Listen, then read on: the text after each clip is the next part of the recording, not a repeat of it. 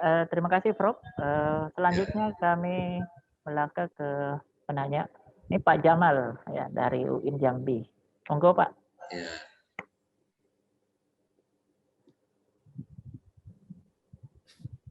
Terima kasih. Assalamualaikum warahmatullahi wabarakatuh. Waalaikumsalam. Waalaikumsalam. Untuk ikut di diskusi ini. Kami memang juga punya pengalaman pengalaman pahit ya, pahit tanda petik ya. Ada 2 kali dapat surat cinta. Pertama IPEPA ya, itu dan banget karena memang sampai hari ini kami juga belum tahu persis dari kelima aspek itu yang mana yang kemudian prodi SPI kami itu yang bermasalah ya. Kami sudah coba koordinasi dengan TIPD, tapi memang kami juga tidak bisa menelusuri misalnya tentang bagian mana yang dari yang 5 itu yang memang tidak terpenuhi, atau misalnya apakah salah satunya karena memang tidak ada penjelasan dari Ban PT gitu kan.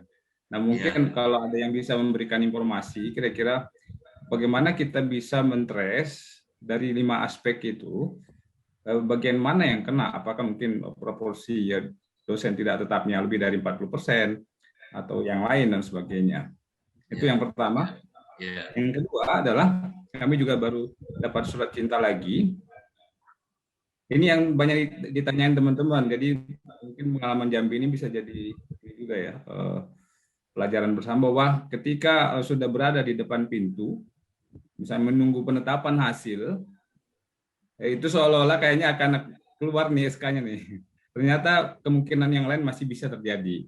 Jadi prodi sastra Inggris kami itu alhamdulillah ada lolos dari pemantauan, sudah keluar perpanjangan. Tapi ada prodi yang lain PAI yang sudah juga berakhir masa masa akreditasinya, itu tidak diperpanjang otomatis padahal sudah menunggu penetapan. Kenapa? Ternyata Ban PT mungkin melalui sidang dewannya, dewan eksekutifnya masih juga memantau terkait dengan rasio. Ya. Biasanya kan setahu kita memang pemantauan itu kalau bisa kan 3 bulan ya, 3 bulan sebelum ini ada persiapan untuk IPEPA. Ternyata ini padahal sudah di depan pintu masih ada persoalan terkait dengan misalnya rasio. Nah rasio dosen kami di Porlabdikti itu memang untuk PAI karena data yang diambil itu data 2019. Pada saat itu memang rasio kami itu lebih dari 1:60. Ya, lebih ya, melebihi. Nah, catatan Sabto itu kemudian Ban PT memberikan catatan bahwa kami harus submit pertama SK DTPS, SK pengangkatan DTPS.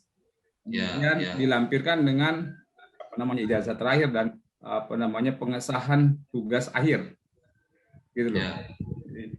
Nah, kami juga kemarin juga konfirmasi teman di Aceh, beliau punya pengalaman yang sama dan memang submit data terupdate katanya, submit aja data dosen terupdate. Hanya persoalannya begini, Prof. Data yang digunakan oleh Ban PT untuk menilai itu sebenarnya data di Porlabdikti atau data DTPS. Karena memang secara praktek data kami di Porlabdikti itu beda dengan data DTPS. Artinya dosen yang ada di Porlabdikti kita untuk satu prodi tertentu itu beda dengan tidak sama dengan dosen DTPS. Kenapa? Karena memang ada beberapa seperti prodi PAI itu kita memang sengaja insert beberapa dosen lain untuk menutupi 1:60 tadi. Sementara DTPS logikanya kan beda. DTPS itu satu dosen bisa berada di beberapa prodi, sementara di Porlabdikti tidak bisa satu dosen berada di beberapa prodi. Sebenarnya yang dijadikan dasar untuk rasio dosen di Porlabdikti itu apakah DTPS ataukah data yang di Porlabdikti yang kita insert? Itu pertanyaannya seperti itu. Karena kemarin yang diminta oleh Ban PT itu bukan memenuhi 1:60 di redistribusi dosen yang ada di Porlabdikti, tetapi malah minta data DTPS. gitu loh, data DPS dari tersebut. Ya. Nah, kira-kira seperti itu, Prof. Mohon penjelasannya. Terima kasih. Assalamualaikum. Ya, baik. Alhamdulillah wabarakatuh. Terima kasih Pak Jamal ya. Ya, Pak. Ya.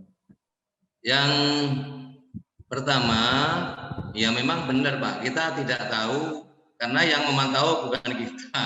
Jadi yang memantau itu Ban PT. Tapi rambu-rambu Ban PT kan ada.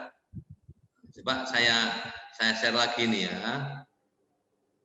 Saya share lagi ini. Nah, ini yang tadi kita baca kan ini, rambu-rambu ini kan ada. Sudah tampil Bapak Ibu? Sudah? Sudah Prof, sudah. Baik, nah rambu-rambu ini yang dijadikan pegangan Ban PT untuk memantau itu. Jadi meskipun kita tidak ikut mantau, tapi rambu-rambu indikatornya ada. Kayak jumlah dosen misalnya DTPS, apa rasio ya, tadi rasio yang Bapak keluhkan. Rasio, nah ini rasio. Rasio jumlah mahasiswa program studi terhadap jumlah dosen tetap.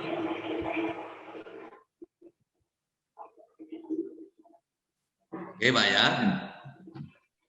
Jadi yang dipakai ini kalau kurang dari sama dengan 60, kurang dari sama dengan 60 itu masih dalam toleransi. Tapi kalau Bapak sudah lebih dari 60, tadi itu 60 berapa tadi itu maka sudah ini tidak terpenuhi, bahasanya tidak terpenuhi ini. Nah, itu ya. Kemudian PD Dikti, Pak, Forlab Dikti ya Bapak sebut Forlab Dikti atau PD Dikti itu harus konsisten, Pak. Bapak menuliskan di PD Dikti itu harus benar-benar fix.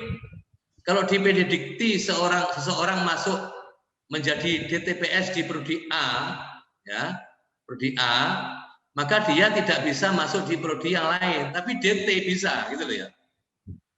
Kalau DT ini kan DT ini. Jumlah rasio mahasiswa program studi terhadap jumlah dosen tetap, bukan dosen DTPS, dosen tetap. Jadi kalau rasio dilihat dengan jumlah dosen tetap.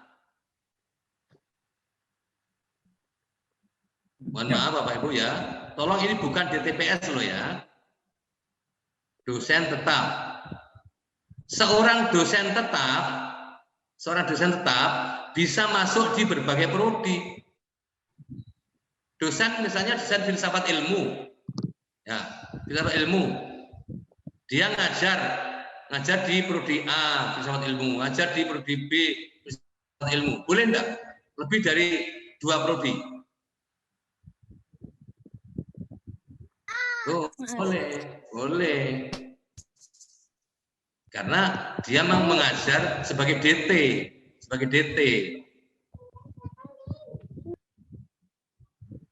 Tapi DTPS, nah ini jangan sampai seorang menduduki di banyak kursi.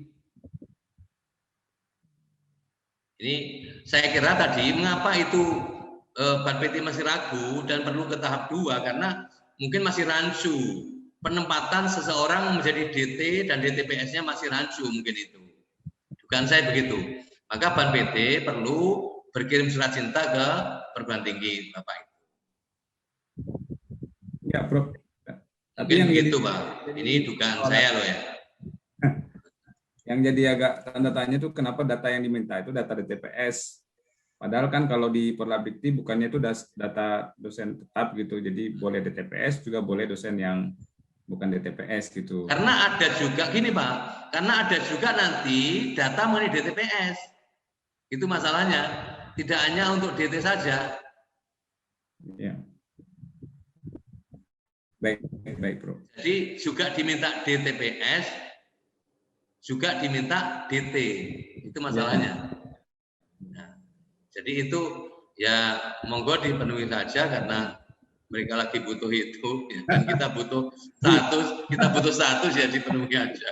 Ya dipenuhi, ya sudah disiapkan segera. Ya, iya. Tapi bukan IPEPA dia, bukan tidak masuk PEPA dia, hanya minta data rasio.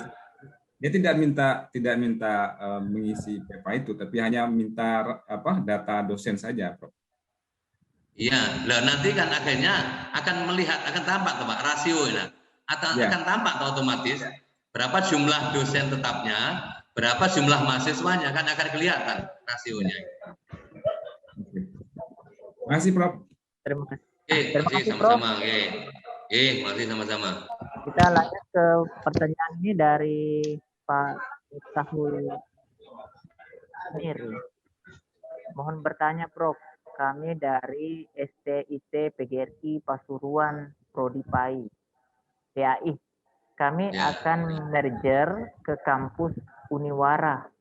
Yang kami tanyakan terkait akreditasi APT kami STIT dengan nilai C dan akreditasi APT kampus Uniwara nilai B. Kalau STIT nanti sudah merger, terus gimana status prodi APT kami? Gimana penjelasannya, Prof? Oke. Ini masalah lain ya, bukan masalah IPA ya. Iya. Nah, ini saya nanti kalau menjawab malah salah nanti. Yang jelas memang ada perubahan status kampus itu ada itu. Saya daripada menjawab nanti keliru, lebih baik saya tidak menjawab apa-apa. Itu karena panduannya lain itu, panduannya berbeda nanti itu. Baik, Prof. Kita melangkah ke Ibu Reksiana Ana. Ibu Reksiana.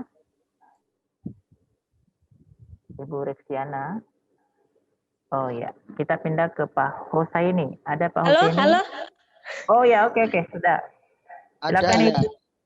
Ada Pak, maaf tadi nggak kedengeran. Oke, silakan Ibu Reksiana.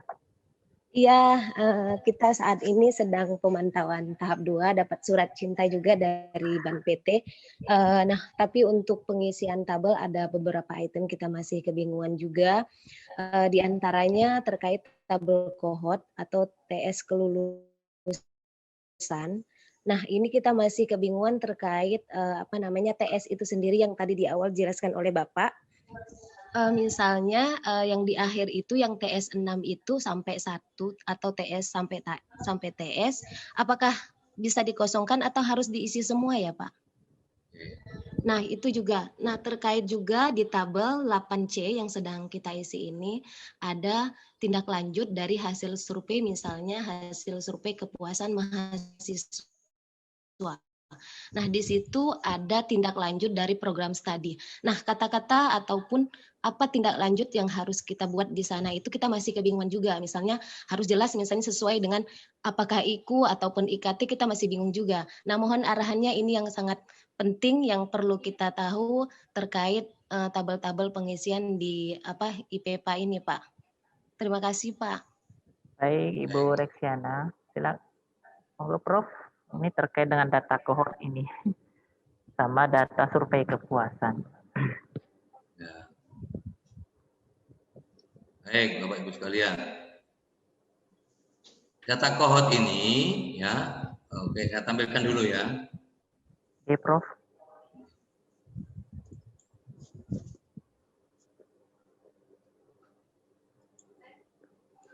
Ya.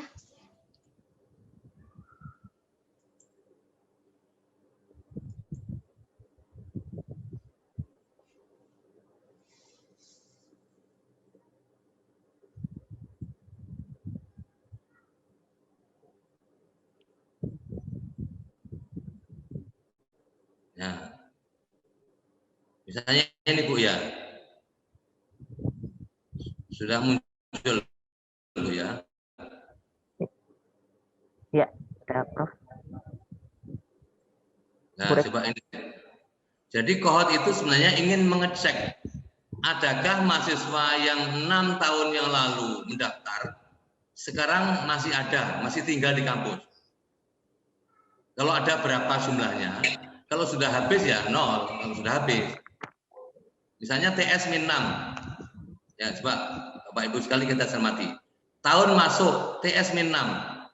Berarti jumlah mahasiswa diterima maba tahun TS-6 berapa ditulis di sini, itu kan? Tampak ini bisa. Kurusan saya tampak ya? Nampak, Prof. Nah, Jadi 6 tahun yang lalu prodi Bapak Ibu nerima berapa orang ditulis di sini. Gitu ya. Sekarang yang ini jumlah lulusan yang lulus. Ini kalau ini yang masuk ke bawah ini yang masuk. Kalau yang menyamping yang lulus. Yang 6 tahun lalu masuk ditulis di sini. Kemudian tahun yang lulus di akhir TS-3. Lulusan yang lulus pada TS-3 misalnya ini. TS-3. Berarti berapa tahun dia?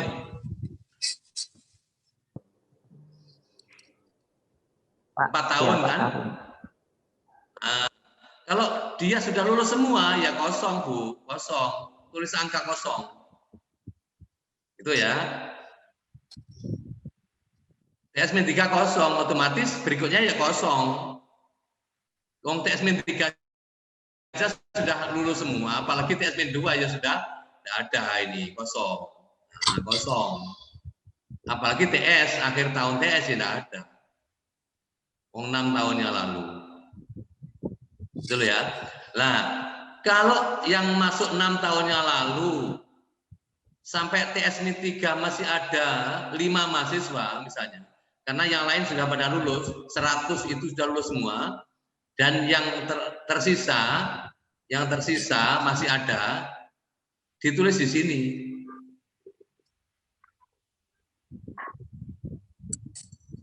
Mana? Di mana? Akhir ya tulis 100 misalnya 6 tahun yang lalu sampai 6 tahun yang lalu diterima di sini, kemudian lulusan, oh ini kan lulusan ya, karena menghitung lulusan ini, lulusnya dia tahun berapa sekarang itu aja. Kalau lulusnya TS-2 ditulis di sini, lulusnya TS-1 di sini, otomatis kalau ini sudah kosong berarti berikutnya kosong. Nah TS-5 sekarang berikutnya, TS-5 dilihat TS-2 lulusnya berapa. Kan gitu loh Bu. Ini sebenarnya untuk mengecek konsistensi data antara lulusnya tahun berapa, jumlah lulusan tahun itu berapa, kan kelihatan nanti di sini. Jumlah di kolom 10. Jumlah lulusan sampai dengan akhir TS. Ini sebenarnya kayak hitung-hitungan karcis kalau kita naik bis umum itu ya. Naik bis umum itu kan pakai kohort itu sebenarnya. Jadi sampai sekarang, sampai lulusan sampai dengan TS itu berapa di sini?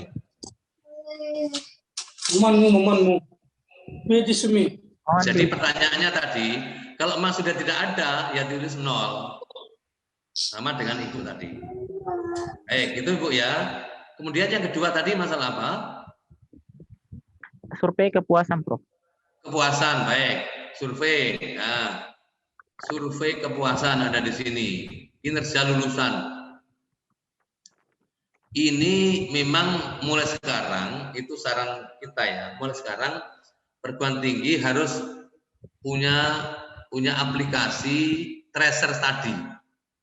Jangan lagi tracer tadi itu terpecah-pecah, terpotong-potong, tidak terintegrasi. Karena kalau tidak terintegrasi, nanti susah mengisikan data di sini. Karena nanti di laporan evaluasi, di dokumen satunya, nanti akan ada itu. Tracer tadi itu harus terintegrasi, Bu. Maka oleh karena itu, setiap perguruan tinggi mulai sekarang harus mengembangkan aplikasi tracer study. Coba saya carinya ya di LED ya. LEK halaman 39.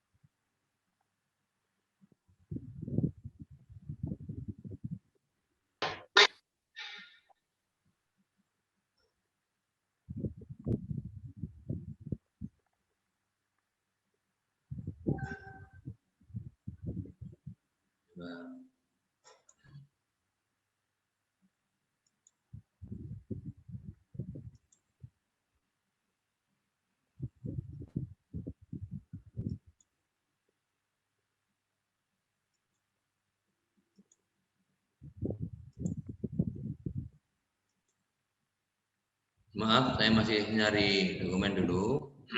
Coba saya buka di instrumen asesor aja yang mudah. Di sini lebih gampang nanti buka.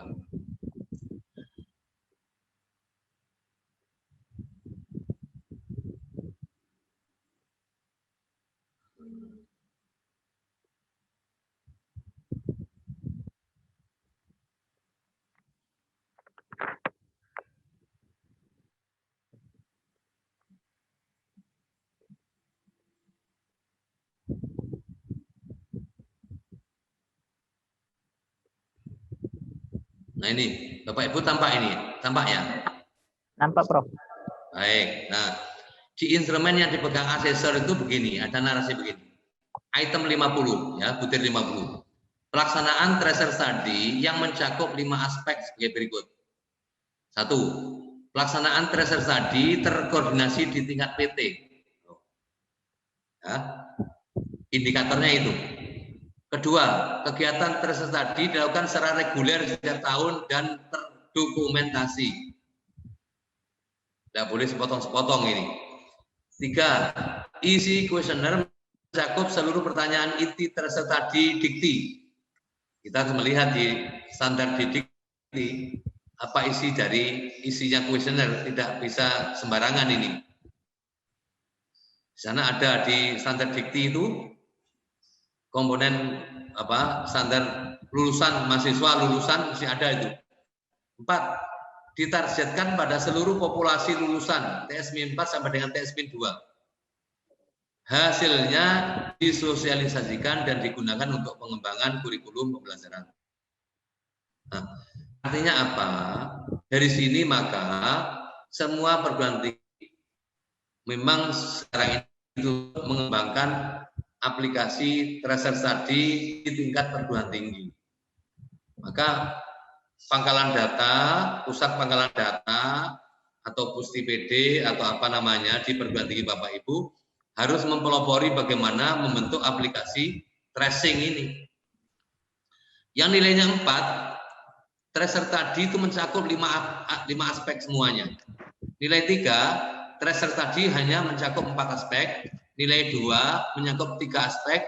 Nilai 1 mencakup 2 aspek. 0, UPPS tidak melakukan tracer tadi. Nah, ini nilainya 0.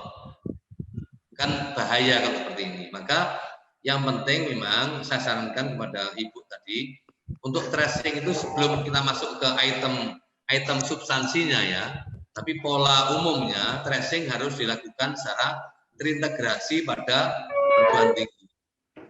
Jadi ini yang penting di sini ini. Jadi ini yang penting. 5 hal itu tidak boleh terabaikan. Gitu Bu yang menanya ya.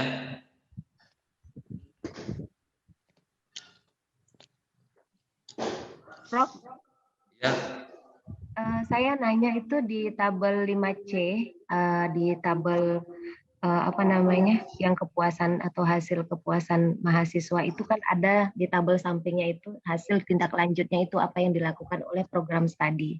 Nah, kita masih kebingungan bagaimana ataupun langkah apa. Kita kan misalnya menerka-nerka misalnya mengisi, kita akan melakukan apa setelah ada hasil survei. Tabel berapa tadi? Tabel berapa? Kita masih kebingungan untuk kata-katanya itu sendiri, kita harus ambil dari mana atau capaian mana yang harus kita lakukan, misalnya memunculkan satu program kah atau apa ya, Prof? Halo, tabel berapa? 8C ya? 5C. 5C. Oh, 5C, coba saya lihat.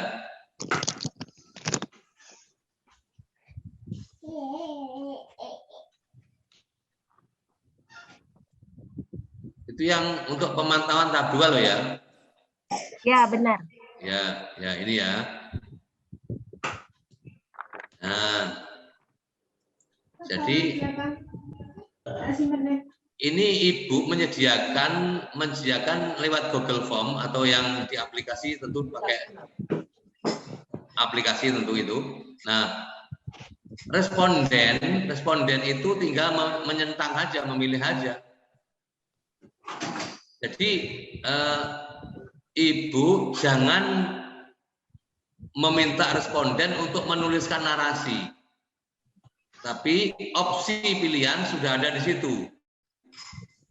Opsi pilihannya itu dari sisi, nah ini dari sisi pilihan yang ke bawah ini. 1, 2, 3, 4, 5, 6. 6 ya.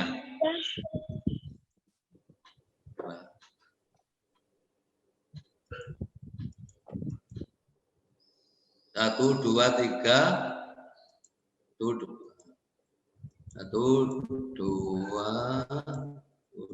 3, 4, 5. Ya, 5 indikator ya, atau 5 variabel itu. 5 variabel itu disiapkan opsinya sangat baik, baik, cukup, kurang. Kan hanya itu, Bu.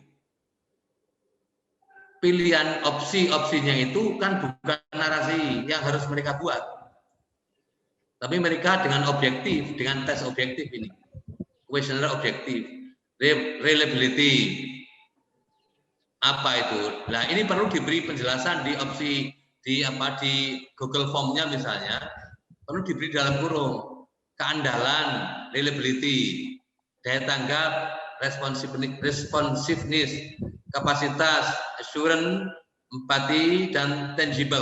Nah, itu saja yang perlu dituliskan.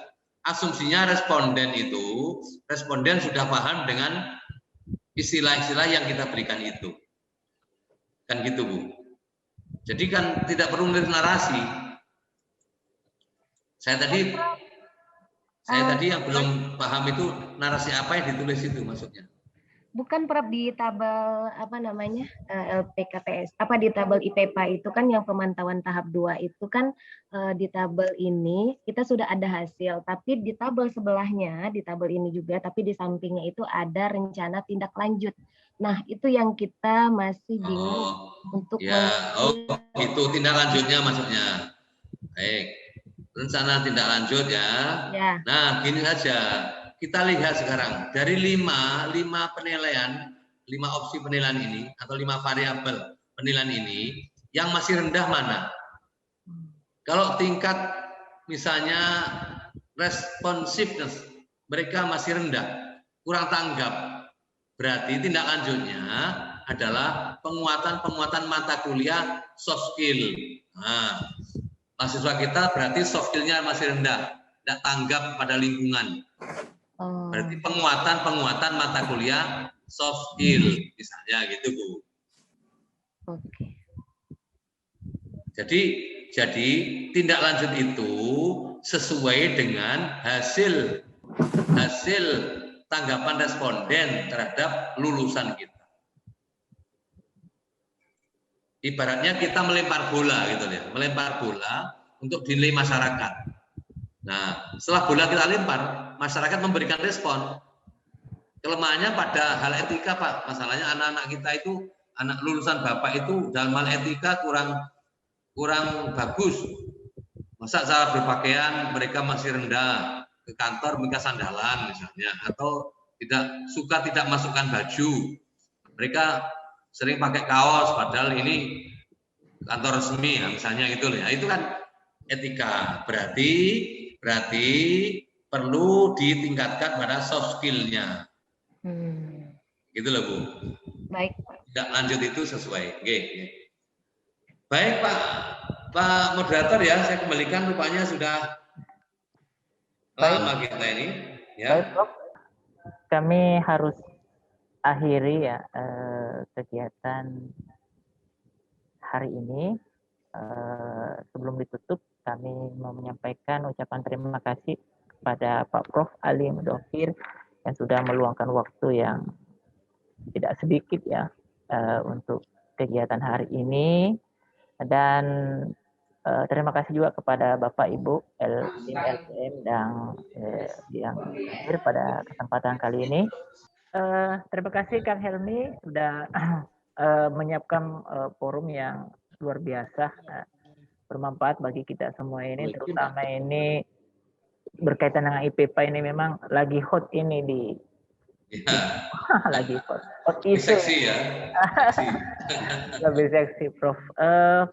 Terima kasih dan mohon maaf ada banyak pertanyaan yang kami tidak sampaikan karena dibatasi oleh waktu. Dengan mengucapkan alhamdulillahirabbil alamin, kegiatan ngopi jamu dinyatakan ditutup.